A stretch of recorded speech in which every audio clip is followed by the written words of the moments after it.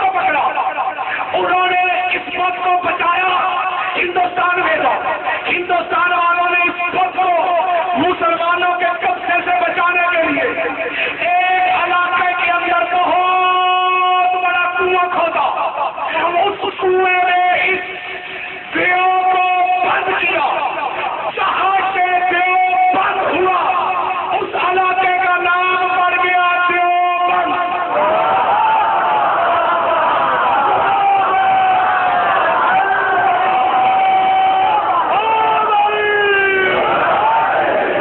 تاریخ کی کتاب سے بڑا تاریخ ہے فرشتہ، اب اس علاقے کا نام پڑ گیا دیوبند۔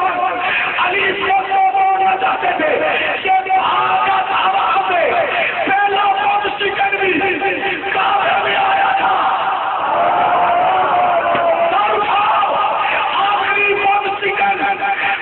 چکن کا بیٹا تیرا میرا مولا باسی وہ بھی کعبے میں آئے گا، پھر ہندوستان آئے گا، اس وقت کو کنویں سے نکالے گا،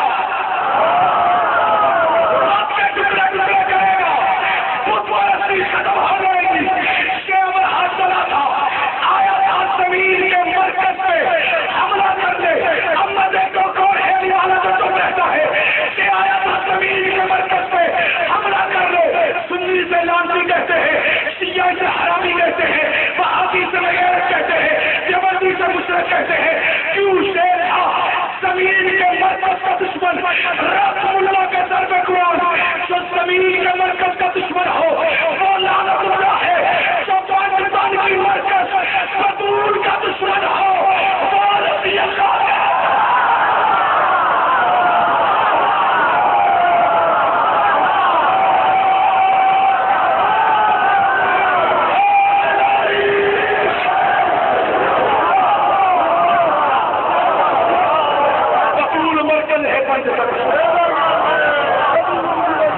اسی لیے نبی نے فرمایا تھا جو بطول سے محبت کرے وہ مجھ سے محبت کرے، جو بطول کو رلائے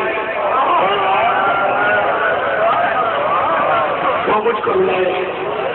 پیغام ہے میرا، سنی بھائیوں، رونا عبادت ہے، صرف عبادت ہی نہیں حسرت ہے۔ پہلے بندے سے لے کے آخری بندے تک 3 بیٹیاں رونے کے لیے ترستی رہی ہیں۔ خوش قسمت ہے آج کے لوگ جن کے ہاتھ سینے پہ آئے ہیں، زبان سے آئے نکلا ہے۔ اور والے بھائی خدا نے سلامت رکھے، تھوڑی سی آواز زیادہ کر سنیوں کو بتاؤں کون کون روتی رہی ہے ترسنے۔ 3 بیٹیاں ہیں، اللہ جانے کون برداشت کرے گا، کون ماتم کرے گا۔ پہلی ہے محمد کی بیٹی، آئے تو کہہ سکتے ہو کہ نہیں کہہ سکتے۔ 3 بیٹیاں خدا کو سلامت رکھے جو رونے کے لیے ترستی رہی ہے۔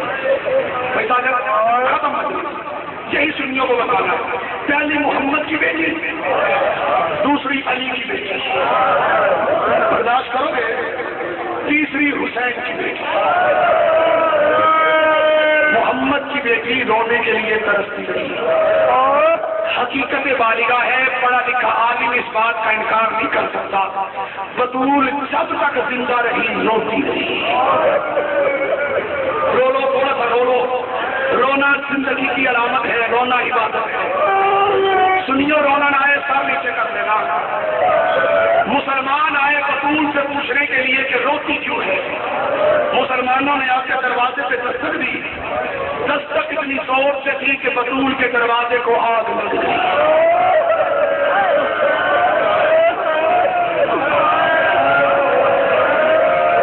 نظم شاہ جی کہہ کے گئے ہیں نا، سخت جملے کو ادب کے پہلو میں ڈھال کے پڑھنا، اس کا نام کافی ہے۔ کہہ دیں سن رہے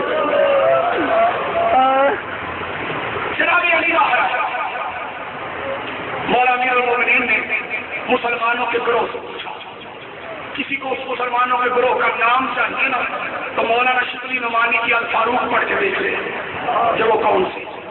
میں صرف حوالہ دے سکتا ہوں۔ مولا علی نے پوچھا ہمیں کیوں شور کرتے ہو؟ آگے سے جواب ملا، تیری سوچا کے رونے سے ہماری نماز میں خلل پڑتا ہے۔ آئے سکتے؟ جناب علی نے فرمایا کیا چاہتے ہیں؟ انہوں نے کہا 3 شرطیں ہیں، بطول کا رونا بند کر، یا مسجد نبوی والا دروازہ بند کر۔ اگر دروازہ بھی نہیں بند کرنا، رونا بھی نہیں بند کرنا، بطول سے کیا وہ رونے کا ٹائم مکمل کرے۔ کیا کیا علی ابن ابی طالب نے شیعوں کے بچے کو پتا ہے، مسجد نبوی سے ہٹ کے ایک مکان تعمیر کروایا، مکان کے اوپر لکھا بیت الحسن، جب تک محمد کی بیٹی زندہ رہی اس گھر میں بیٹھ کر روتی رہی۔ آؤ ذرا عالم خیالات میں میرے ساتھ مدینے چلو، محمد کی قبر اطہر کا بوسہ لو، بطول کی قبر کو سلام کرو، سجدہ کر کے جناب سیدہ سے ایک بات کہو کہ اے محمد کی بیٹی ذرا اپنا نصیب، تجھے مسلمان رونے سے منع کرتے تھے زبان کے ساتھ، قسمت تو ہے علی کی بیٹی کی، نے بیل کے کبار کیا، ماتم کرو تمہارے مسلک میں جائز ہے، شیر قسمت ہی علی کی بیٹی کی۔ اب میں دیکھتا ہوں علی رضی اللہ پڑھنے والی ماں کا بیٹا اس جملے میں ماتم کیسے نہیں کرتا؟ اگر محمد کی بیٹی کو مسلمانوں نے رونے سے منع کیا تو زبان کے ساتھ علی اور